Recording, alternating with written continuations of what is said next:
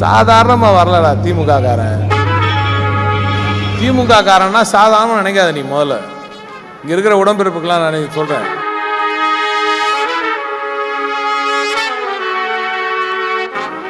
பலவீனமான மனம் கொண்டவர்கள், பெற்றோர்கள், இவங்கெல்லாம் இதில் பார்க்கக்கூடாதுன்னு சொல்லுவான் பாரு. அந்த மாதிரி இருக்கலாம். இங்கே வராத, உனக்கு இது வேலை கிடையாது.